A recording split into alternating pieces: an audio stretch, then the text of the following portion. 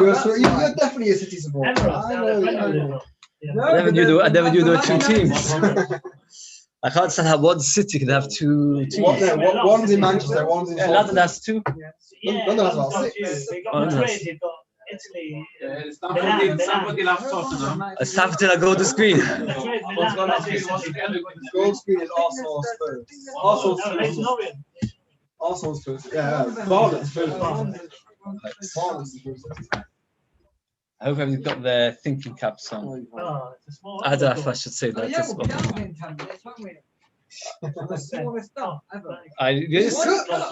The edits in the video took 55 minutes this morning. Anybody want real Coke? We're basically we're 8-9 from the bottom of the onward Arsenal. I want to say 1 hour about yesterday's daf. I'm sorry if it's. You want real Coke? Also, it's a continuation. And if you've got the picture, which again Ben uploads it,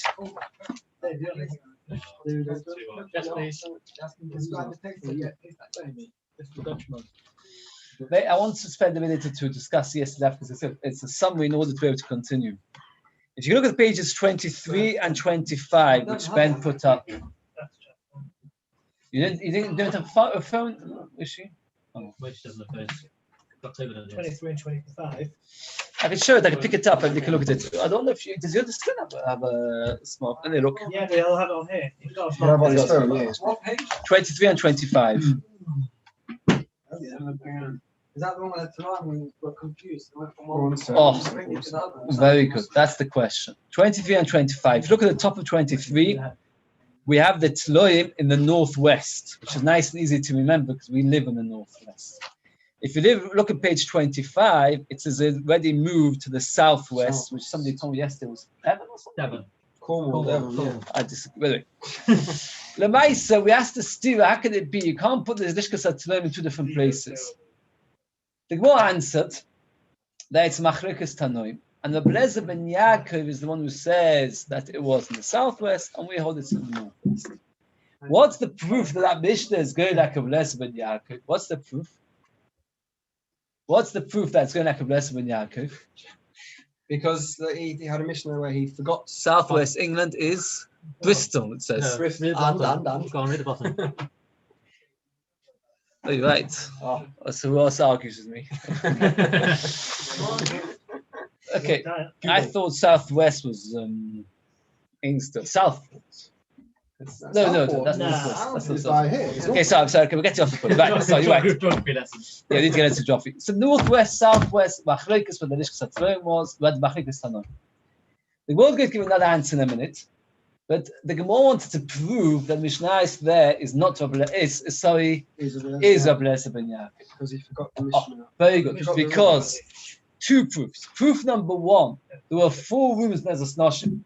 One then, Rabbi Eliezer ben Yaakov said, I don't know what it was. So therefore, obviously, he's the author of that Mishnah. Right? The second proof is from the fact that the Mishnah tells us that they had to make the wall on the east lower in order for the Kohen who was doing the Zvika, the 8 ashes of the Paraduma, should be able to see in. According to the Chachamim, it came out to be 19 and a half amos. According to Rabbi Eliezer ben Yaakov, 20 and a half. So therefore, Rabbi Eliezer ben Yaakov has got a problem because the gate was 20 amos high. So you can actually see from underneath the gate, within the wall, within the entrance. The answer is if it's 20, if the level of the ulam is 20 and a half amos higher, and the only gate is only 20 amos high, you can't see from underneath. You have to see from on top, and that's where the wall has to be low. That was a summary of the day. The Gemara in the middle asks a question about the Mizbeach. The Mizbeach is also in the way. The Gemara answers that indeed, no. What happened was the Gemara wanted to suggest the reason why you couldn't see underneath was because of the Mizbeach.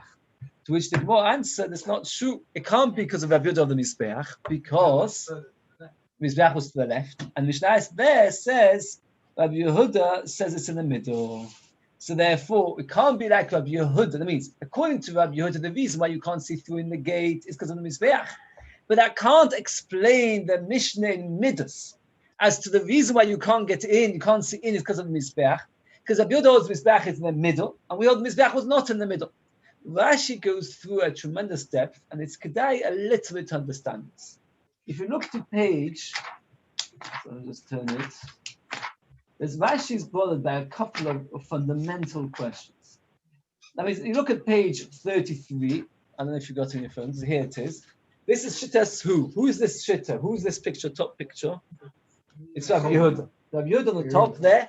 He puts the Mizbeach in the middle. Because he puts the Mizbeach in the middle, it's impossible to see. So we said that's not the Mishnah and Midas. Why is that not the Mishnah and Midas? The Mishnah and Midas clearly says it was on the side.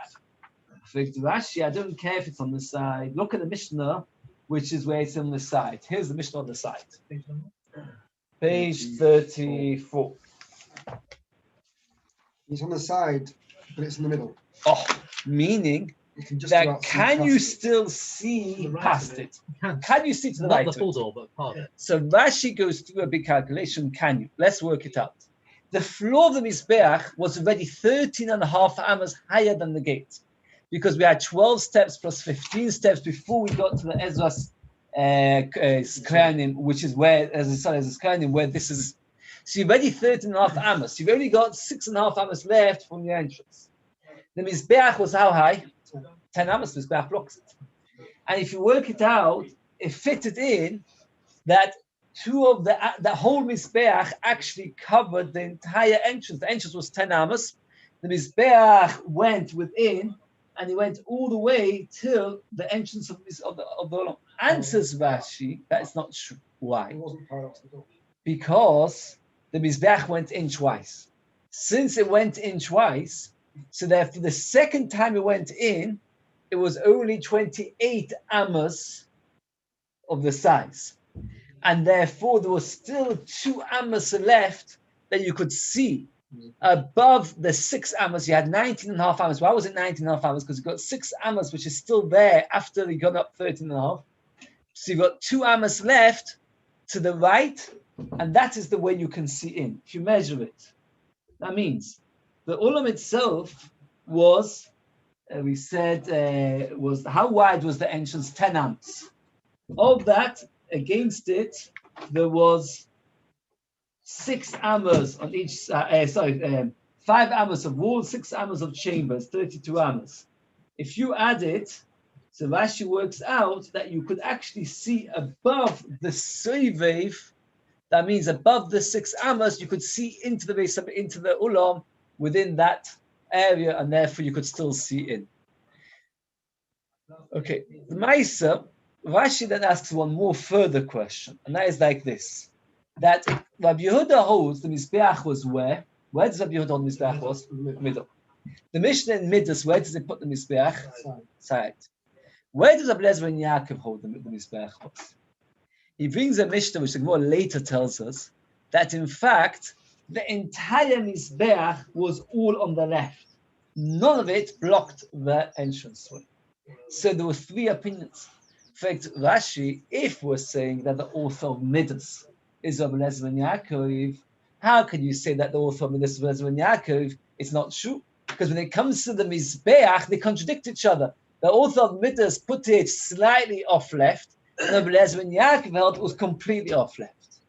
Well, this is the last question with Rashi. I've got all this question, but once you got this clear, the rest is interesting. Well, Rashi answers is that the Mishnah in Midas was not so definitive. I want you to, let's go to Daf Tezayin with Beis and go down the last 8 lines, because we did it quite fast there, and he says that you can actually fit it in that the Mizbeach was completely off left. Because the Mishnah there says, with our doim that softened from south to north, from south to north, 135. So we said, that was 62.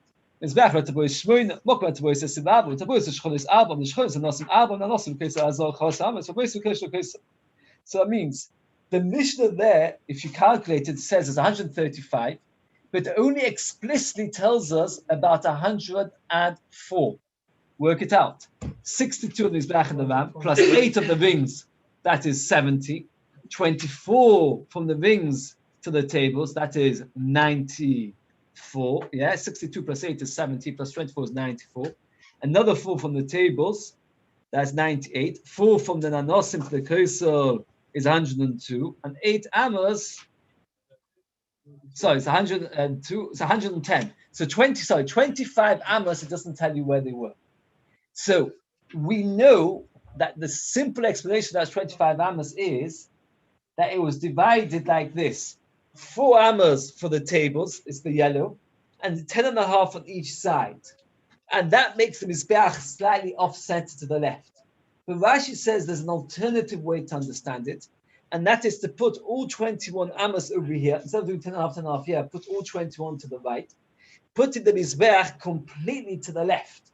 And if you do that, Rashi says, it comes out of the Mishnah, because the Mishnah did not actually tell you exactly where the last 21 amos are, and therefore it could be anywhere, and therefore you could put it. Okay. The Gemara now goes back to the contradiction as to where the chamber of the sheep was. One Mishnah told us it was in the northwest, another one said southwest. Says the Gemara, if you've got a picture on page 35, it'll help us understand it. Of Ada Breda, the second line of Yuzalim Dalef, of Ada Breda, Yisroel, Halishko Aktsui Makte was to 2 corners.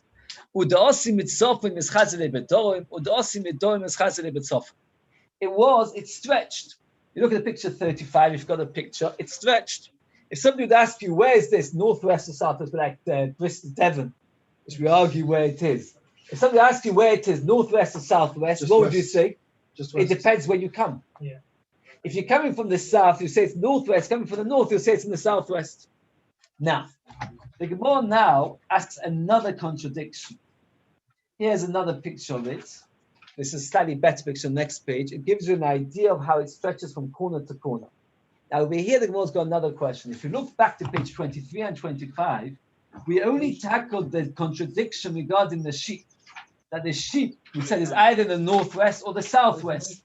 But the reality is, there was another contradiction. The contradiction is the bread. If we look at page 23, we put the bread where? In the northeast. And when we put it on 25, we put it in the southeast. So that's another contradiction which we have to tackle. Now, this is slightly more complicated. And now it's like this. That one of the Mishnahs, that's the Mishnah in Midas, tells it to us vaguely. Sorry, it tells us explicitly where it was. The Mishnah on page 25, by the way, is a Mishnah from Midas. And there it says very, very clearly, it says there were 4 chambers, and it says exactly where they were. The southwest was the sheep. Southeast was the lechem aponim. Northeast, if you look at bottom Tasvav with Beis, the Mishnah there tells us exactly where all 4 chambers were.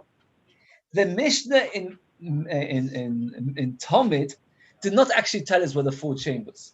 It just told us 1 chamber, and then it said, from that chamber onwards, I'm going to tell you the rest of them. I'm going to read out the words of the Mishnah. Listen carefully. Bring a sheep from the sheep chamber. Was in the northwest, and there were 4 chambers. One was the sheep, one was the tokens, one was the Beis HaMoket, and one was the bread. It doesn't tell you where they were. It just tells you that there were 4, and it doesn't tell you which order. But the next Mishnah does tell you. It says like this. Druimus was the sheep, Druimus Mizochis was the lechem aponim, Mizochis for this. So why in the picture 23 did we put the 4 that way?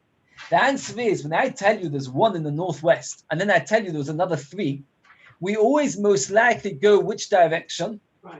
Right, which is actually, by the way, anti-clockwise. That means we've got a Mishnah that says that the sheep is in the northwest, and then it carries on and says, and there was a tokens one, and there was a Beis HaMoket one, and there was a lechem aponim one, and go to my right, which is this direction. So when we came to a stira, we came to the conclusion that the lechem aponim was over here. And then when we come to the next Mishnah, we find the lechem aponim is now actually there. Was lechem aponim last on the list? Yes, that's very good. It was last on the list. So we put it automatically at the 4th room, which is the southwest, which is the northeast again. The Mishnah just told us where the sheep one was, and then it tells us where all 4. So we go in a circle anti-clockwise, following our right. But then the next Mishnah tells it to us, and it says explicitly that it wasn't there. What we answer is that you're making a mistake. That in fact you weren't supposed to go to your right, you're supposed to go to your left. If you go to your left, it actually works. Go to your left, and we move the sheep, and we put it as a stretch. So we put the sheep here.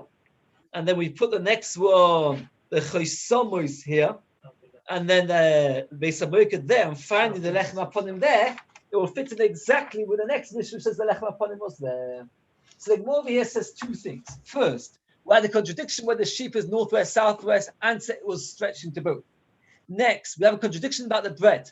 The way we're going to answer is, you made a mistake by assuming we're going to our right, rather you should go to our left. Now, in order to reconcile it, we're going to have to say that when it was stretched further to the north, to the south, than to the north. Because if you stretch it and it is further to the north, even if you go to your left, it's still a contradiction. Yeah, look. Let me just explain the definition and anything. We said it's stretched in order to explain northwest, southwest. But when it's stretched, it could put it lower or higher. Says the Gemara, you have to say it's high. If you say it's lower and you count 4, you will end up with the lechem upon him being there. It's only because you put it higher that the lechem upon him is there, which is the same one. Again, we had the contradiction. In the previous picture, if you look carefully, we put the lechem upon him over. We put the lechem upon him 1, 2, 3, 4. We put it over here, bottom left. And we had the mission which said the lechem upon him was there. So what we answered is that you're going the wrong way. You assumed that it was going that way, but really it's going that way. But the only way to answer that is if you say that it goes that way. That's the first of the 4. That's right. From the north. South downwards. That's right. Here, if you look at the pictures very, very carefully, I'll explain it once more, and if you have it's a complicated, it's based on a lot. Again, we had a contradiction regarding the sheep, northwest, southwest. We answered that the sheep is stretches, both from the northwest to the southwest. But the question is, when it's stretched, there were 2 rooms. So you've got to put one room higher, one room lower. So you've got to decide which room is higher, which room lower. Says the Gemara, it makes more sense to say that it was further southwest than northwest, and the next room was lower. Why does it make more sense to say it was southwest rather than northwest? Why? Why would you say such a thing? Answer. Because we had a contradiction regarding the lechem upon him where it was. And the only way we reconciled it is by telling us, don't go to your right, go to your left. But even if you go to your left, it's still a contradiction. But if you go to your left and you put the lishkas b'satloim further high, then it reconciles both the lechem upon him and the sheep. Let's go through it very slowly with the pictures. So we stretched it to be northwest, southwest, and then we had a contradiction. Let's take page 23 again. Again, let's go through. Sorry. It's not for nothing that this is. Here, let's go through the contradiction. Here we had the lechem aponim put over here, right, which is southeast, and over here we put the lechem aponim over here, which is a contradiction. What we answer is that it didn't actually say where the lechem aponim was. It just said count 4, and that would be where the lechem aponim is. We assume to count this way because that's the normal way you count.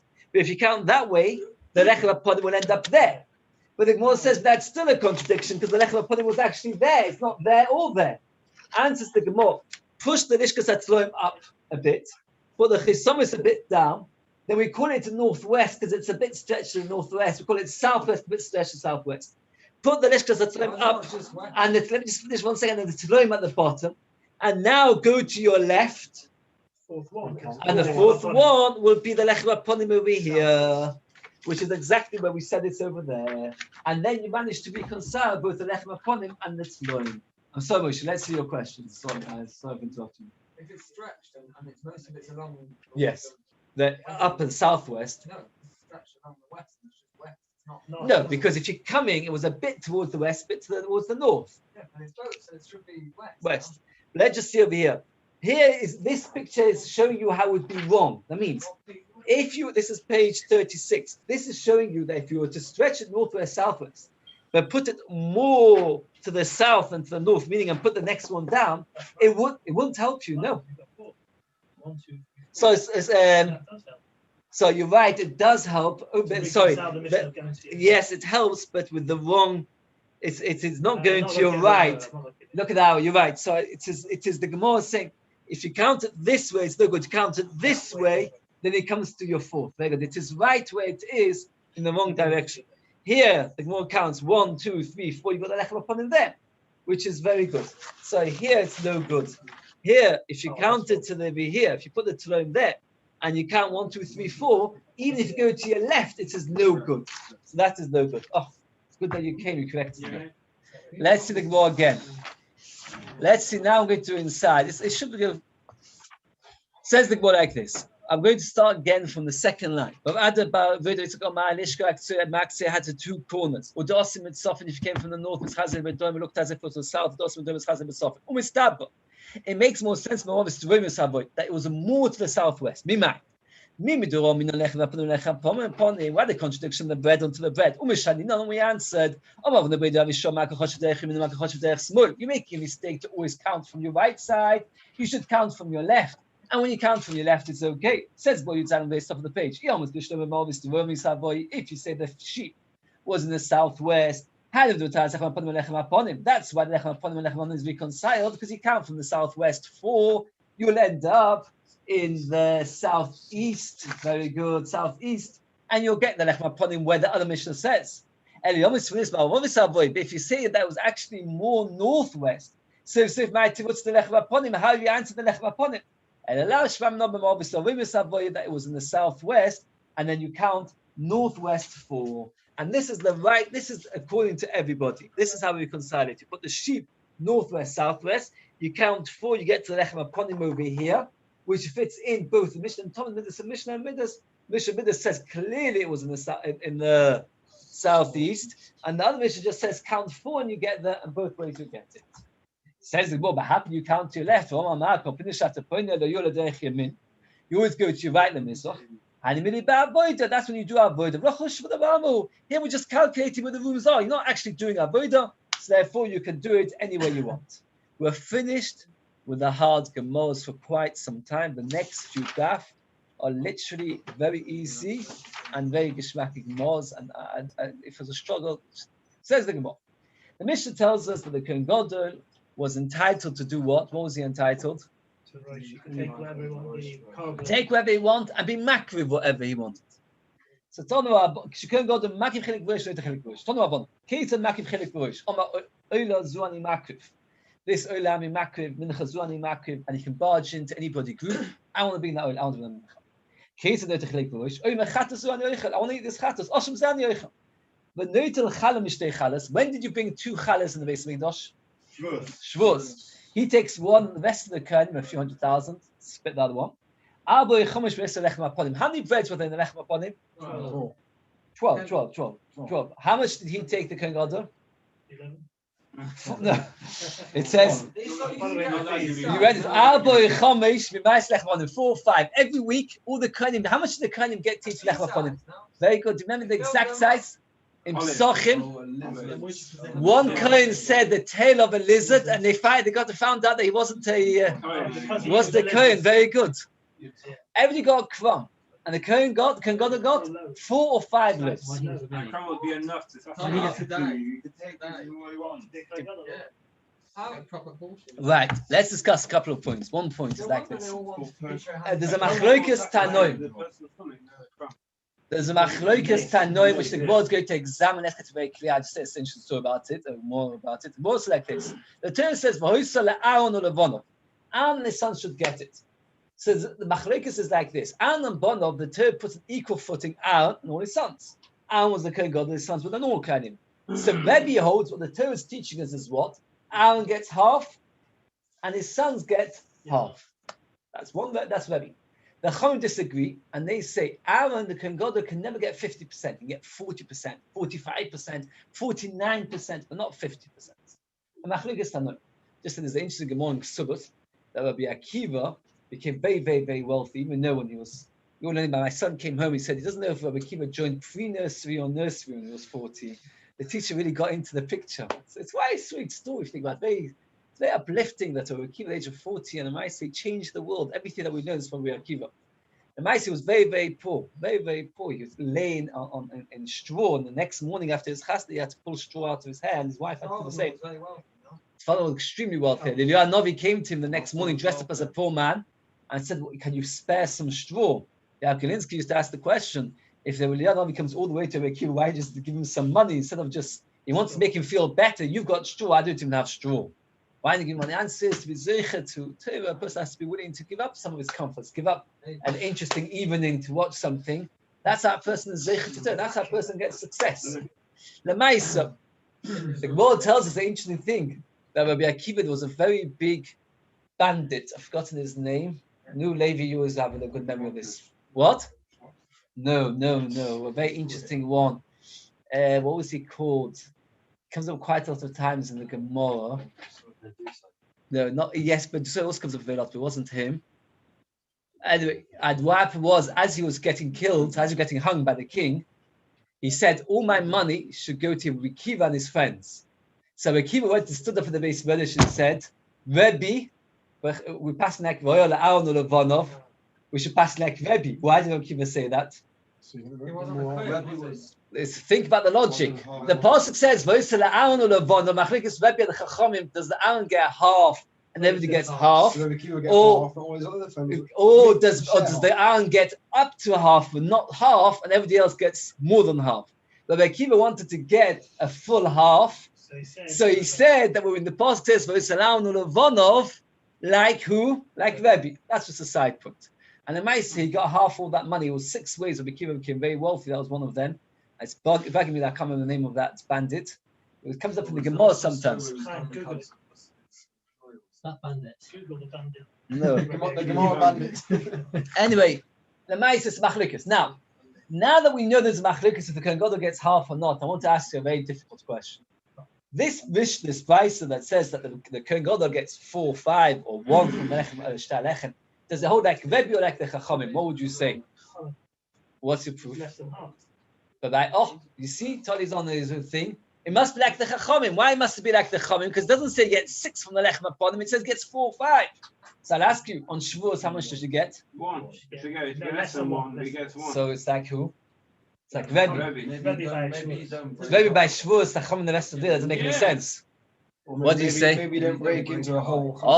So now we're discussing, now we're thinking what the Gemara is thinking about, and that's all the Gemara discusses. I want to get to the Mishnah at the very least, and let's see the Gemara inside. Let's say again. This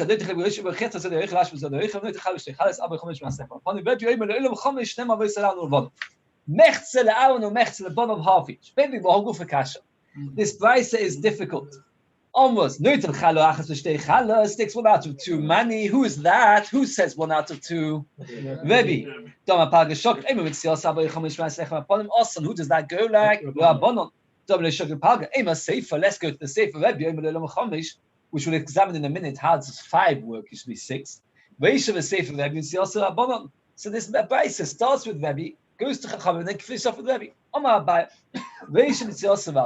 Everything is Rabbanon. The Chachamim say, like Shai wanted to say, we don't split on Shavuos the 2 loaves. How are you going to split it?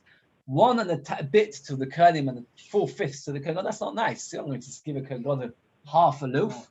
You're going to give him a whole loaf. So therefore, even though normally he doesn't get 50%, on Shavuos he gets the whole thing. Somebody came to me a couple of days ago, just done this, all upset that all the Kohanim are getting this tiny thing, and the Kohen Gadol comes in with this 4, 5 massive loaves of bread. They were huge. Okay, it comes out of it. You're right. That is a big dosh, and it was very big loaves of bread. This is, he gets it all himself. Perks of the job. Says the Gemara, Rabbi's got very nice. Rabbi's got tells us, Rabbi Reishim Mitzvah, Bonam Uda, Bonam Pusna, Berachal Nesa Kohen Gadol. Fade the Gemara, top of Yud Chesed Mud Aleph. My Aboy Chomesh do Abono. My Aboy Chomesh. Why 4, 5? You should give him 4. Or we should give him. How much should you give him according to the Chachamim? Anything or 5.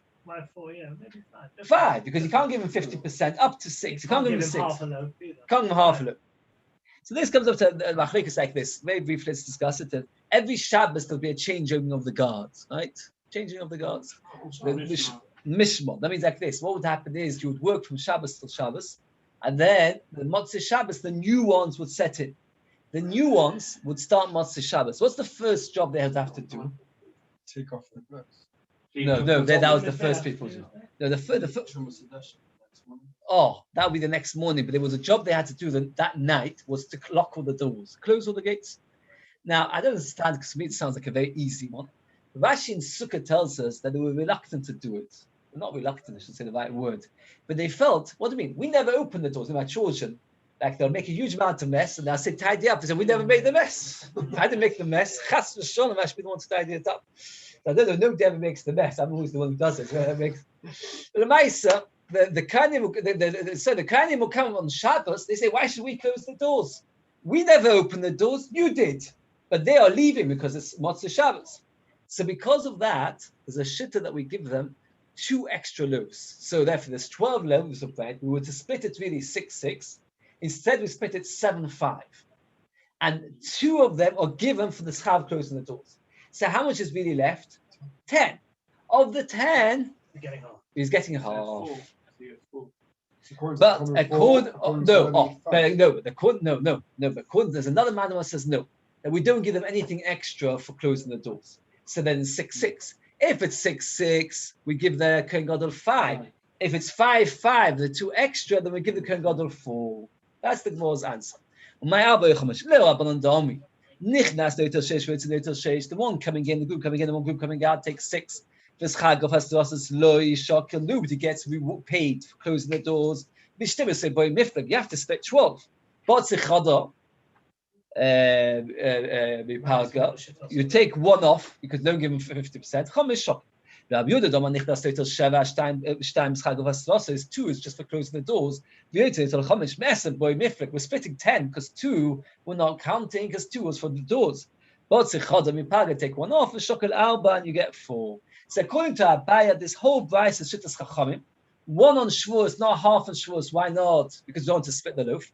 4-5 is like this. If you hold that you're splitting it 12, so you give them 5 to the Kohen Gadol and you split the rest. If you hold that you're giving 10 because 2 is for closing the doors, you only give the Kohen Gadol 4. Rava holds everything is Rabbi. So the first part is very good. 1 on Shavuos. Why does he get 1 on Shavuos? Because Rabbi says you get half. The Sava Rabbi Yehuda holds like Rabbi Yehuda that you pay 2 for the blocking of the doors. So since you pay 2 for blocking of the doors, all you've got left is 10. 10, half of 10 is 5. So what's the 4? You should get 5. Because if you're giving 2 for the wages of closing the doors, so you've got 10 left, half goes to the Kohen Gadol, you get 5. It says, the halacha is that if Shabbos falls on Yom Tov, so Yom Tov and Pesach and Sukkot, every single Kohen was allowed to do that avodah, even if it wasn't your Mishnah. And because all the Kohen were allowed to do that avodah, that Shabbos, when they would give the Lechem upon it, they would split it to the whole, all the Kohanim, not just to the group that came in, but everybody would get a part. Now, says the Gemara, what would happen if Yom Tov was not a Shabbos, but Yom Tov was a Thursday or a Monday? That means, if Thursday was a Friday or a Sunday, people would have to come before. You can't travel on Friday and Sunday because it's Yom Tov. If Yom Tov was a Thursday or a Monday, so most Kohanim would just come. If Yom Tov was a Thursday or a Monday, most Kohanim would. Sorry, if Yom Tov started on a Monday, I should say, or finished on a Thursday, I didn't say so. Again, if Yom Tov starts on a Monday, if a Yom Tov starts on a Sunday, everybody has to come before Shabbos. So everybody's going to be there for Shabbos. Everybody splits the lechem upon it. If Yom Tov starts on a Monday, most of the Kohanim would come on Sunday. But there were some Kohanim who wanted to be careful; they would come on the Shabbos. Well, same thing. If Yom Tov finished on a Friday, so then everybody would have to stay for Shabbos. Everybody splits lechem upon it. If Yom Tov finishes on Thursday, most of the Kohanim would be gone. There would be some remaining Kohanim. Those remaining Kohanim, since they could have left, they get 2 loaves of bread. If they would be forced to be there, for example, if you have finished on Friday or started on Sunday, then all the Kohanim would get equal share, every single Kohen on the Mishmah. But if there was a Monday or Thursday, we would give 2 loaves to all the voluntary Kohanim, 5 to the Mishmah, that was the last week, and 5 to the next week. So therefore, 2 was not in the calculation, so you only have 10 left. So the Kohen, sorry. How does that work? So left 5. So new Mishma the following week. Second base still you should get 2 for locking the doors. Yeah. 2 very good. 2 for locking the doors. 8 left. No, 8 left. Yeah. 2 for locking the doors. 2 for the Mishmah that was stuck. For all the people that were the stragglers, so to speak, it's like Maron. Except that one is a Thursday. I know that was Yeah, there. that So was there. people would be there for a week before. So Stay Shabbos. I stay Shabbos. Now this thing, we've got no choice. I have to stay Shabbos because unless. When you go. Let's go. It's tomorrow night. Yeah, okay. The point is, it says it like this. Oh, you're- What about if like it's Tuesday? No, then they got nothing. Very good, very good. Thank you for Then asking. time to split. If Yom Tov was a Tuesday or Wednesday, and people were there from the Shabbos before because they wanted to be ready for Yom Tov, they got none of the lechem upon him. Because who asks them to be there? If Yom Tov finished on the Wednesday, go home. The fact that you're there, you get nothing. So Moses says, "No, Kash Mishra Sakim, the Mishra Sakim, Ikrish Shabbos Akim Mishra Moy, Lifra Glishokin Alba, Elek Mishra Sakim Vas, Esep Lifra Glishokin Chamish." So it depends if there's Mishra Sakim. Why did Rabbi finish off always 5? That's not true. According to Rabbi, it's 4 or 5. Kasha, it's a kasha. So I have 2 marach where it fits in Rabbi or the Chachamim, and we have a different cheshbonis, and it's kedai. It's a good job to become the Kohen Gadol. Do your best. And yes. Do your best. Very good. Atzlach with everything. Nice to hear and Eli and Yehuda. Atzlach with everything. That actually is probably enough to satisfy a claim for that little bit. Good. Yes. the Kohen. Probably be enough to satisfy anything. Sure. That was a bit of a tricky thing that.